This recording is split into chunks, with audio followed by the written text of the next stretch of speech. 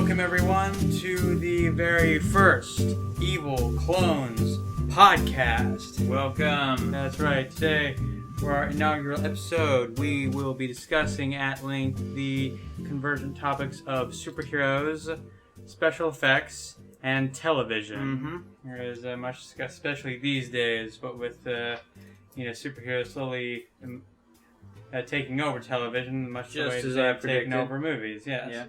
For a while now, I felt like TV was the next big frontier for superheroes to conquer, now that they've pretty much conquered movies. Indeed. And it seems like it's happening now. This past year, like, almost every network has been trying to do a superhero show. And not just like a superhero type show, but like actually taking characters from famous comics and putting them on TV and doing those stories and, doing those mythologies. Yes, because in the past, when we've had superhero TV shows, they have more often than not been Terrible. tailored. Well, if not terrible, then at least tailored for the TV show format, like original shows, stuff like Buffy and Angel and your Hercules and Xena, things like that. I mean, Buffy is actually one of the shows that it is a straight up superhero show, despite not being based on any comics. But it's made by Joss Whedon, who's always been a huge comic fan, and it's just it shows that this kind of thing can work in a primetime show where you can take the all the superhero action and combine it with those more personal stories of her trying to navigate through high school and lie to her family and so on. Exactly. But when it comes to the special effects, there have been some pretty significant leaps and bounds going on in the last couple of years. Like, first we got Arrow, which was at first kind of another show that was sort of a Batman show. Yeah, at first it looked like Arrow was going to follow the mold of other kind of shows that came before, but like as it has gone on these past 3 seasons, it's started to resemble more and more the comics, incorporated more and more characters from the comics, and just started. It's gotten, for the most part, a lot better, and also with another show that came out alongside. And then very soon after that, we got The Flash, which. What were the stats on the special effects shots per episode? I don't remember the exact numbers. I think it was like 25 to 250, which means that Flash has 10 times as many effect shots per episode as Arrow. Yeah, and now those are both on, and now they're adding even more shows to that plate. Yeah, and maybe it's beginner's luck, but I feel like this last season of The Flash was better than this last season of Arrow. Oh, for sure. Yeah, definitely. Because with these advances, they were able to really go hog wild with some of the stuff that only seemed to make sense on the comic page. Yeah. And do stuff like Gorilla Grodd and the Reverse Flash and all the rogues with their various superpowers going on. Yeah, and hang on, what was I going to say? Oh yeah, and I think besides the advances in special effects, I think it's just the people who make these shows happen, network people, have started to realize, however gradually, that we do want these shows. We don't want them, dumbed down for a more general TV audience. We want the, full-on Silver Age style comic book type shows, where they fight a supervillain from the comics every week. Exactly, because those can be accessible to general audience. I mean, I'm still old enough to remember when the biggest superhero show on TV was Lois and Clark: The New Adventures of Superman, which we've recently gone back and watched for our, Superman Returns review. And first of all, that show was bad. Yeah. Okay, but it does not hold up at all. If they made that show now, everybody would hate it immediately. It would have been laughed off of television before the first 13 episode order was done. Yeah. Maybe even before the pilot was done. The pilot maybe isn't as bad as that Wonder Woman pilot from a couple years back, but it just doesn't work because it was on for 4 years. Yeah. Now in the first year they're mostly fighting Lex Luthor, but after that they're just fighting these generic, cheesy ass, made up villains that are just but because it was a TV show in the 90s. they couldn't fight a lot of like aliens and monsters and robots and stuff. And even still, it doesn't look like the show has a terribly high budget. It looks like it has the budget of just a regular TV drama instead of like an action, instead of an action adventure series. Yeah. Now, nowadays, these shows are getting more of the budgets. Like I remember with Smallville. Yes. That was probably had more given to the effects than a lot of other shows at the time. But I don't know where I was going with that. I wonder if Smallville is going to be looked back on as like kind of on the edge of the old school where it's like we don't want to make a superhero show, we just want to make a cheesy teen series that just has superpowers in it. And on the other side of that is, no, let's make a superhero show. Because, like, over time, they're, like, incorporating more of the Superman mythology, incorporating more, other superhero guest stars of the Justice League, and other Superman rogues from the comics. That's about the time they got to, like, season 7 out of 10. It was basically a Superman show. He just hadn't put on the damn costume yet. Yeah, because that's the rule. Which leads us to another thing that has... that we see with The Flash, that we didn't quite see with Smallville, which is, okay, so instead of just making a Superman show, we're going to make a Superman prequel type thing where he's slowly becoming Superman, and the rule of that is he can't be Superman until the show is over. And we just saw that kind of a reprisal of that this past year with a little show called Gotham. Yes.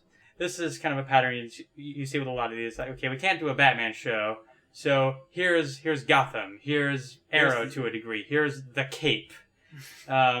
Which, makes me wish they would just give us the damn Batman show already. Or, we can't do Superman, so here's Smallville. Here's Supergirl. Mm-hmm. We can't do X-Men, so here's Heroes. Here's Alphas.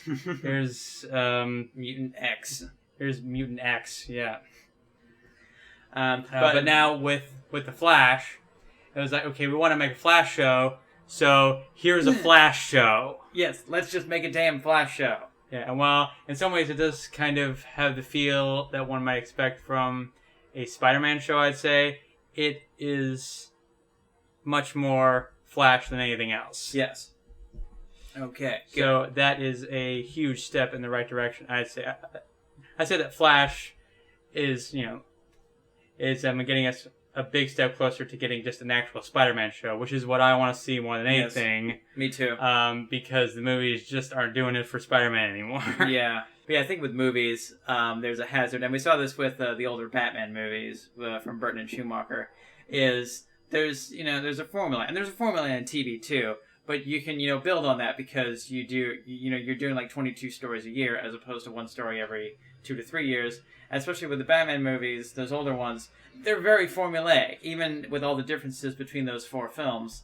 In every movie where there's 2 villains, we start with one already established and one who shows up in the middle.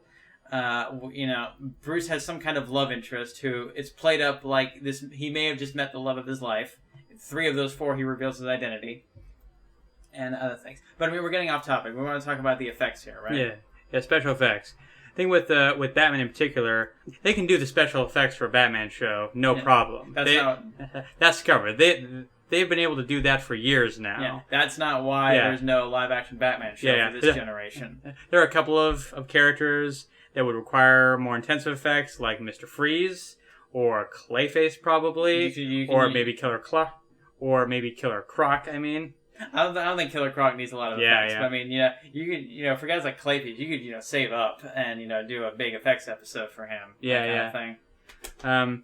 With Mr. Freeze especially. Yeah. But with one of the things that might be kind of hefty for a Batman show would be the Batmobile, actually. But when you look back on the animated series, it turns out that he doesn't use the Batmobile that much. Yeah. There are a number of episodes where it's just him driving around, which is super easy to shoot. Yeah. And I'd say that when you think about the Batmobile, it's kind of impractical for most crime-fighting situations. I suppose. But if he's just trying to get somewhere, he can get there on his bike. Yeah. But, it's a cool car. He's got to have the cool car. Yeah, exactly. Everybody loves the cool car. And if he needs some heavy artillery, he can pull that in. Yeah. And I feel like, once the car is built, they can use it as much as they want. Yes. I wonder if Shooting like the money. I wonder if like at some point in the series, like, okay, we want to blow up the Batmobile. Do you just rebuild the exact same one, or is it like, okay, it's time to build another one? I think it's time to build another one because there are so many Batmobiles in the comics. Yeah, and change it up. And maybe it's like, okay, we need a new Batmobile so we can do more merchandising with that. Yeah, there you go. Yeah. Yeah. So with Batman, so maybe that's a factor. Batman's pretty well covered with special effects. One of the more interesting ones is, let's say, the X-Men. Yeah. Now, at first, I was surprised that the first Spider-Man movie had a much bigger budget than the first X-Men movie. But when you see them, Spider-Man looks much more expensive. Yeah. And I think that would probably be the case if they were on TV as well. Even though there are a lot more characters with powers on X-Men, I think that Spider-Man on a regular basis is harder to shoot than most of the X-Men, weirdly. Just like, yeah. Because he moves around so exactly. much. With the web swinging and all the stunt work and all of the general supervillain mayhem going on. Whereas with the X-Men, you do have kind of a strong ensemble who can just sit around talking a lot of the time. Which they do. Which they do a lot in the comics. Yeah. And I mean, the first X-Men movie is you look back on that. Not to say it's a bad movie, but it looks so quaint now. It looks so safe. It looks compared to everything else. It looks like a TV pilot most of the time, to be honest. Yeah, exactly. And reads like one with a lot of the dialogue. We're just okay, we gotta stop the movie and explain all this history very carefully. Let's go over some of the X-Men and see what kind of effects would need to be done in there. You got like Cyclops. He's got his optic blast, which caused some property damage there. Yeah, so that's a lot of budget right there. Yeah, with Wolverine, I'd say his biggest factor is the crazy stonework. Mm-hmm. Although apparently the claws are a big deal because even by the fourth movie, they apparently forgot how to do the claws. Yeah, just do the claws practically. Don't use CGI. Yeah. It looks ridiculous. I mean, you watch Arrow; they have great stunt work on that show. Totally. They always have. So I think Wolverine's and Daredevil covered. As well. Yes, Daredevil also great. So then you got Storm. She's got she can control the weather. She can cause natural disasters. That's not small by any means. Mm-hmm. Nor is Magneto, who I put in my notes moves lots of big things. Yes. So it wouldn't just be, I can move some CG marbles around and knock people out. You can probably do that once, but eventually he's going to have to pick up a bridge or a whole building or a stadium and drop it on our heroes. Or a large number of cars. Yeah, exactly. As he's done in the films. Nightcrawler is a big one. In the no season of Agents of S.H.I.E.L.D., there was the character of Gordon who could teleport. His effects looked a lot like what you see with Nightcrawler, so that's covered, that's done, so that would leave just the monster makeup, which is not that different from what you would see on an average episode of Star Trek. Yeah, so that's fine too. Mystique, shape-shifting, and then there's the Sentinels, flying robots, breaking shit. That'd be, take the Cybermen and make them a lot bigger, for starters. Okay. That's what you're looking at with the Sentinels, and then also the X-Men having to fight them. Yeah. That's going to be pretty intensive. I like that you brought up the Cybermen from Doctor Who, because Doctor Who is an interesting example of special effects on TV, because the special effects on that show have gotten better since the show came back in 2000. Yes. What was it? 2005. I think. Yeah. So if you start with let's say you start with the Spider-Man show, the effects are kind of you got to work with what you have, but over time you can build up.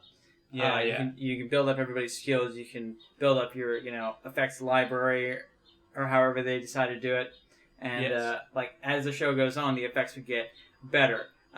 Usually, I feel like TV shows rely more on good writing and good acting and so on than they do on effects. Yes, indeed. So, but even then, one of the reasons you would do a Spider-Man show or a Superman show or an X-Men show is because you can do the effects. Yes. Because that's what people expect. Yeah. If you can't do that, it's going to look rather silly. Mm-hmm. Even something like, say, Once Upon a Time, which is pretty effects heavy, but a lot of the effects look kind of like something out of a video game, especially if they have to go to these magical kingdoms and stuff. It like looks Wonderland? Like Wonderland. Like Wonderland, it looks like they're walking around inside of a video game. Yeah. Whereas, see here, with Spider-Man, this is something that you spent a good deal of research. That's right. Yeah. A couple of years ago, I decided to look at what are the special effects possibilities and what we have to deal with doing a Spider-Man show. Yeah, because the Spider-Man has been on average, one of the most expensive franchises, like per film. Yeah. In these various superhero runs. They're always trying to top themselves. Yeah, because like the first film. one, like the first Spider-Man movie was close to $200 million. The third one was close to like $300 million. It was ridiculous. And then Amazing 1 and 2. Amazing 1 went down a little bit, but Amazing 2 it like went back up again. Yeah.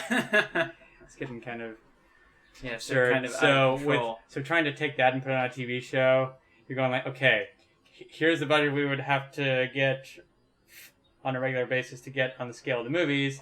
Let's try and bring that number down. Yeah. To something manageable on television. Exactly. So what are some of the things that you came up with? Well, I thought of, I think you need a really good stunt team, obviously. Yeah. But as far as the computer effects, I thought of one idea. And I'm pretty sure this is possible with today's technology. You could design a library of just, like, animated figures. Because, first of all, Spidey wears a full-body costume with his face covered. So you don't have to get all the, like, translucent skin or facial features exactly right. That doesn't matter. Most of his enemies who would factor into this are also pretty well suited up, so you don't have to worry about them either. Yeah. And what you do is basically stock effects. You can make in your 3D environment a CGI Spider-Man doing something, jumping from one building to another, and just save that 3D animation of that figure. You can put that in different backgrounds, in different times of day, shooting from different angles, and you just keep reusing that over and over, and it looks like a different shot each time. Yeah. And like as the show goes on, you can keep building up more and more moves for him until you can get a greater turnaround with each season. Yeah. You know what I'm saying? I like to think that I don't know if they have all their files saved from the films, but I like to think that the movies would have done a lot of model work already that could then be applied to the show. Yeah. Okay, of course, with adapting Spider-Man to live action yet again, there would be the mandate to make it not exactly the same. Yeah, for sure. So there's that. But another thing I realized is that with those effects, like all you have to do is if you can make it look, if it already looks photoreal once it's rendered, then you're fine. You can just do all kinds of manipulations, and you can even like alter his costume, within the 3D model, and do this and have him do the same moves, like make it more battle damaged, or or like pieces of his costume missing, or a completely different costume, like the black costume. Yeah, or if he's or if he loses his costume and he's got to just throw one together with whatever he has, the mask and a jacket and his jeans, that kind of thing. I remember there's an example in one of the early trailers for the first film. There's one shot where he, jumps onto the bad guy's cab, and in the trailer, he's in his classic costume that he wears in most of the movie. But when that shot appears in the film, it's the same move, but he's wearing his wrestling outfit from the beginning part. They just took that shot, that bit with Spider-Man, and altered it for the trailer. Yeah, and that was back in 2002 in the movies. Yes. So, no problem. Could be done. And then another advantage of doing something like Spider-Man, which has been around for, since the 60s, if you decide, okay, we want to adapt the comics, who all these characters are. You know what all their powers are. You can plan well in advance of what you're going to need. Okay, how are we going to do this on our budget? Like, okay, we know Sandman is going to show up. How do we do all that Sandman stuff? Yeah, you get some interesting ideas on Sandman. Yeah, I remember if you watched the Spectacular Spider-Man episode where he first appears as Sandman, like a lot of those gags are really easy to do. on a budget. Like, I have one idea where you have a pile of sand and you have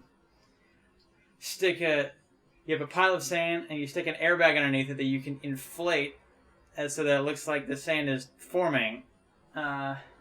You can just use cheap foam that they use for the swimming noodles that you see at the pool that you whack your friends with, and use that kind of material to make like the gloves and weapon fists and so on that he fights with sometimes, and you can put some sand powder on those so that there's a little more impact to those punches and other stuff like that.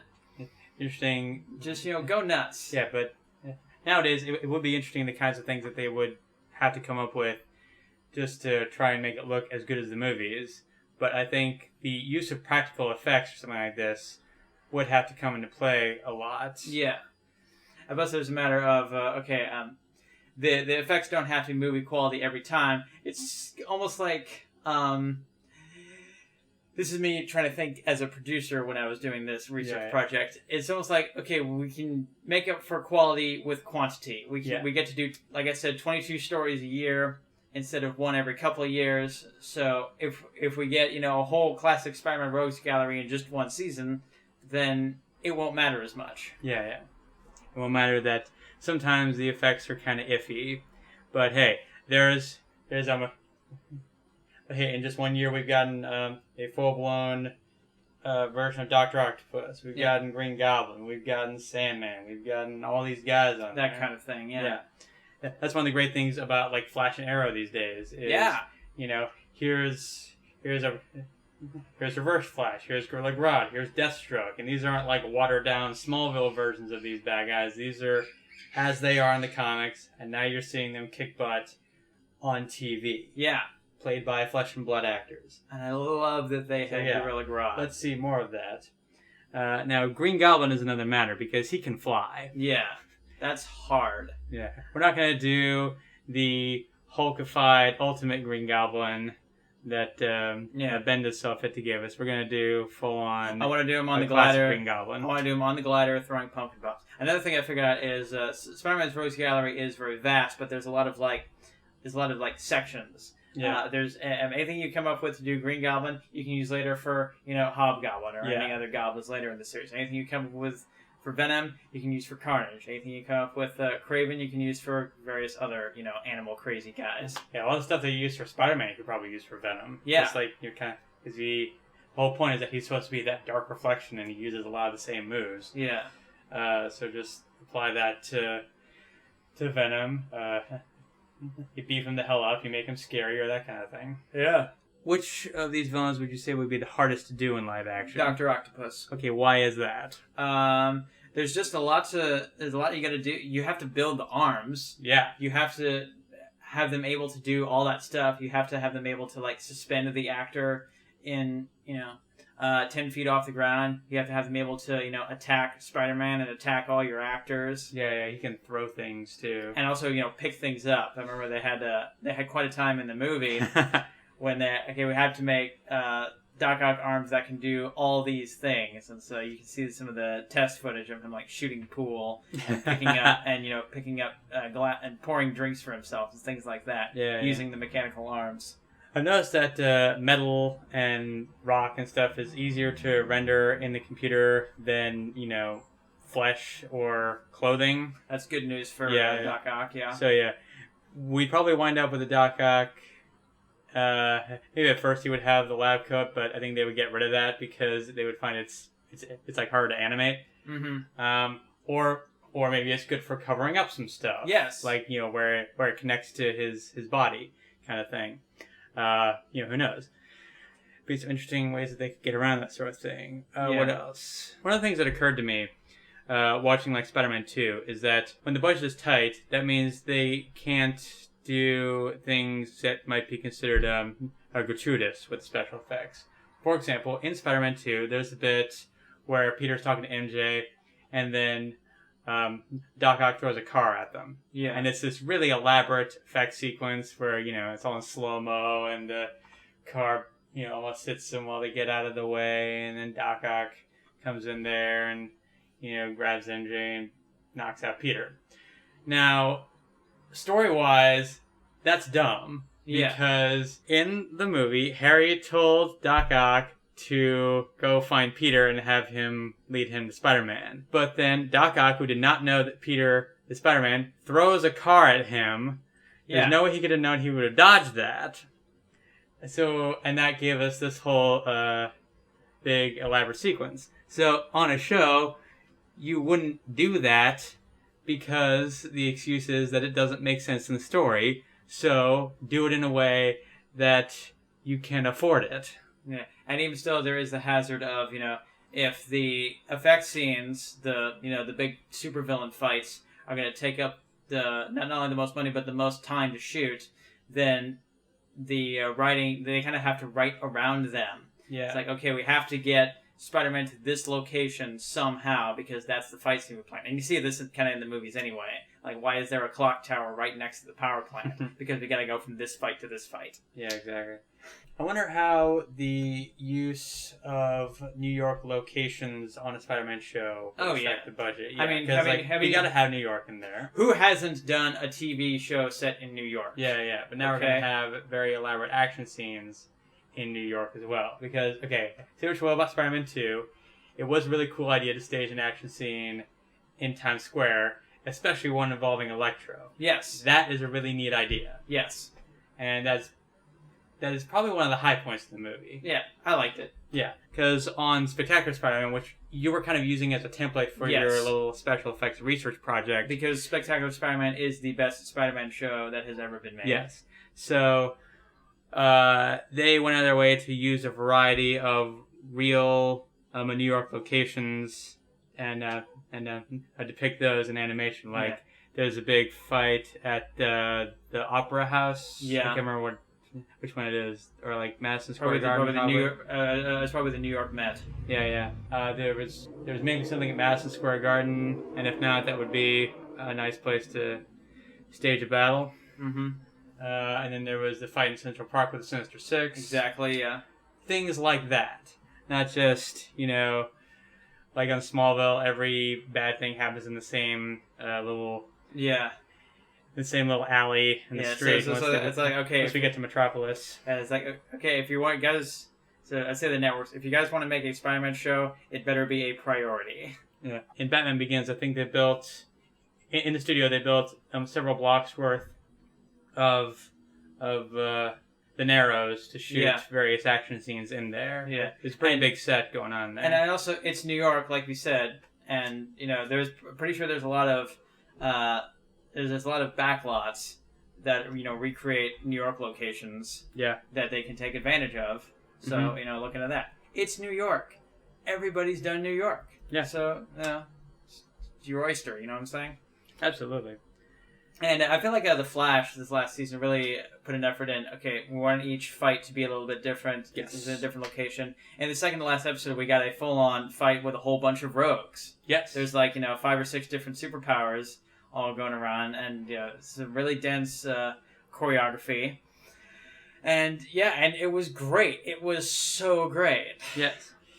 And it's looking like we'll see a lot more of that on Legends of Tomorrow because they got a very a powerful team going on there with a variety of stuff going on, and then we're gonna fight apparently all manner of supervillains. Yeah. So we'll see how that goes. And also bopping around the world to different locations. Yes.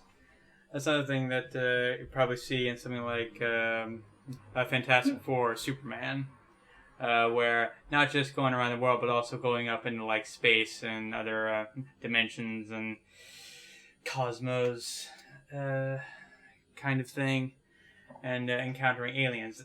So, surprisingly, going after aliens and stuff is not new.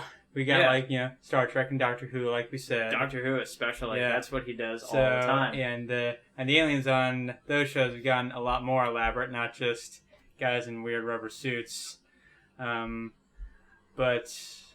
remember on Stargate Universe, there was some pretty awesome aliens going on there when they eventually did have aliens. Yeah, and they couldn't feature them on a lot of episodes. But it's pretty good. And also another show that used a lot of alien effects is Falling Skies. Yes. Falling Skies kind of runs the whole gamut. Yeah. You got, the Skitters, who are these kind of eight-legged monster guys who are brought about with both CG and with practical effects. And then you got the mechs, who are these, walking metal bad guys that they got to shoot down. Yeah. And there's the Overlords, whatever they're called, the fish people. Fish heads. And then in season 3, you got the new guys. There's one dude played by Doug Jones, who he's not on screen a whole lot, but when he is, it's it's some of the prosthetic head thing with some CG added on. Yeah, they like it's Doug Jones wearing the prosthetic and talking through it, but they like add little things like little bulges or him blinking. That's done with CG. They just add little touches, and that's another thing about coming for characters like Venom. Yeah, totally. You were going into some of the ways that they could do Venom, because he was one of the ones where they relied very heavily on the computer effects in the films. Yeah. But even then, they kept pulling back the mask to show his face. Yeah. Except I don't think that was a matter of the special effects. I think it was a matter of trying to connect with the performers there, which got really annoying after a while. Yeah, it's good. Just keep reminding us that Venom is played by Topher Grace. Yeah. Which is not really good for you. But, one thing that's different from that version of Venom and in the comics is they didn't really capture Venom's, oversized jaw, for example. So that's something I'd kind of like to see. I wonder if you could, have 2 sets of teeth. One would be the completely prosthetic mask, and the other would be the actor's own teeth that you could, you figured out a way to make it look cool, possibly. Yeah. One of the things I'd always wonder about reading the old comics in the 90s was, he always has this sort of oversized... this a very pronounced underbite, and I'm like, when he talks, is that whole thing moving? Because it's always the same ugly smile in every panel. Yeah. Or does some of the voice come out of that and it just doesn't really move that much? In animation, they have the whole thing moving. Yeah, exactly. And then presumably in live action, you could just have the outer jaw. It would be like Aliens, where he seems to have 2 mouths, one on the outside, which is the Venom jaw, one on the inside, and maybe the actor's even wearing shark teeth attachment. Yeah. Another way would be just there's sort of a shrunk down jaws that he would talk with, and then when he gets all growly and has the tongue, then his jaw will get more monstrous. Yeah, it expands. Exactly. When he's fighting. That's actually not a bad idea. Yeah. Yeah, on Power Rangers Dino Thunder, which was, 2003, I think? Yeah. They had, the main villain of that show was Mesogog, who's a dinosaur warlord. Yeah.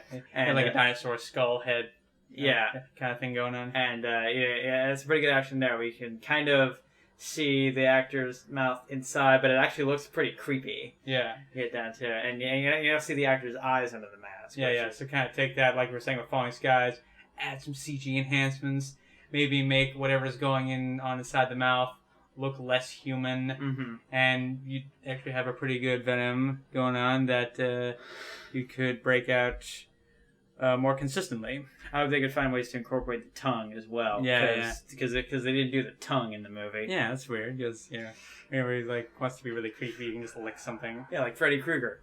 What other Spider-Man villains did you look into? I looked into Green Goblin, Dr. Octopus, Venom, and Sandman. Those ones I broke down in detail because those ones that need the most breaking down. The others are fairly straightforward. You got guys like Shocker, Rhino, who just have to worry about lots of breakaway sets. Yeah.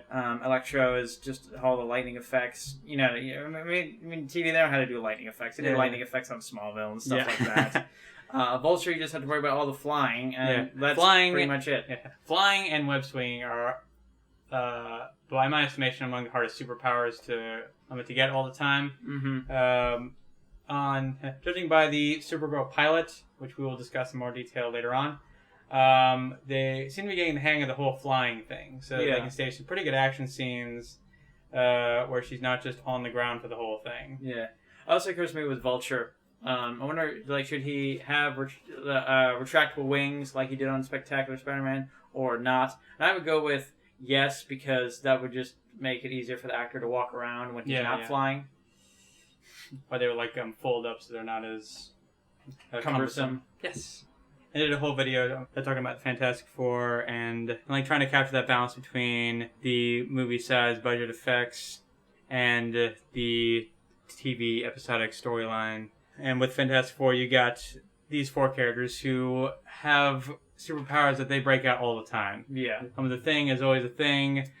Johnny likes to turn his flames on often, but he's always stretching out to grab things, and Sue turns invisible even when she doesn't need to. Yeah. That's a weird thing in the old comics where... Yeah. And then later she's using... She's got the force fields, which are really handy. Yeah, I mean, in later comics, when they increase her powers, Sue is basically telekinetic. Doing telekinetic stuff is pretty easy with invisible, and just kind of like maybe add some slight effects on there to say, yeah, you got the force or fields. Not, maybe. Or not. I mean, maybe like you said, with movies, you can be indulgent with the special effects. Yeah. But on TV, you wouldn't be, so maybe not add effects to show. Like, here's what the invisible thing looks like. Yeah. I think nowadays you would have to have some extra effects in there, even for Invisible One, because we've seen people who can move shit with their minds on stuff like Heroes and all kinds of shows. So, just something to make Invisible One's powers more distinct from all those other guys. Uh-huh. That's my feeling. Remember, well staying on budget, of course. Yeah. Remember, like, on the X-Men cartoon in the 90s, it seemed like everybody's powers were energy-based. Yeah. Jean, whenever she would move something, there would be this whole energy thing coming from her head. Xavier, whenever he was reading somebody's mind, there would be a whole energy arcing from one head to the other. When Rogue absorbs power to somebody, we see the energy, the electricity get pulled out of them and into her. Yeah. And when we go to X-Men Evolution, there's a thing of, okay, now we got to make it look different. So they're a little more low-key. And also it helps that, all kind this... of going from the movies. And it also turns out when you look at those the older X-Men cartoon, having all this glowing energy on screen all the time kind of obscures the characters. Yeah. And so you kind of on the show they would use that to hide some of the wires and shit. Yeah. But what you see on Evolution is sometimes more effective because you can see the action better. And like with Rogue, whenever she would touch somebody, it would like flash and sort of flash negative. Yeah.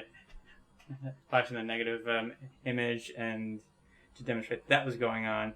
And in the films, there would be the whole veiny effect, which I think they could totally do in live action, no problem now.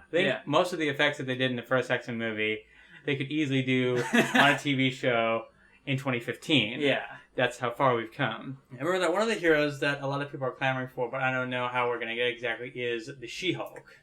Yes. Because in the tradition of, if we can't do this character, so we'll do this character. How about She-Hulk? Well, let's see here. One of the problems with She-Hulk is that she's She-Hulk all the time. Mm-hmm. In the best versions of the character, once she turns into She-Hulk, she can change back into human, but because she gets to keep her, her normal mind, she doesn't really have to. Yeah. So, she doesn't really have a disadvantage of just staying She-Hulk all the time. So, with that in mind, having to do that on a TV show might be kind of an issue, and that's before you get to all of the feats of super strength that she will be doing on a regular basis. So it all depends on, do you... Because in the comics, She-Hulk is supposed to be 6'7". It would be hard to find somebody who actually is 6'7" to play her, but can you just find a very, large, muscular woman who is an actress to play She-Hulk and just do that? Yeah. Or do you, like in the movies, you probably just do it with mocap or something. Yeah, or like he did with, say... Captain America, but in reverse, where you get the actress to play Jennifer Walters, and then you have a muscular woman to do the She-Hulk body, and then have the actress do the actual performance. Yeah. The other problem with having She-Hulk in a movie is you have to do a Hulk movie. You have to do another Hulk movie. Yeah, and but that's another story. Even having to do that on a She-Hulk TV show every week, probably not going to happen. Once you figure out how you're going to do it, you just, repeat that trick every time. But it does seem like kind of an elaborate set of effects to do. I'm worried you may be overthinking this, because I don't know what effects they would do. If you're going to do a TV show, I'd say just, get a very tall woman to play She-Hulk, and that's it. So I think that covers a lot of what we're hoping to discuss. That is it for the first Evil Clones podcast, and we will see you again next week when we discuss, hopefully, the Supergirl pilot. Yeah. Thank you, and good night.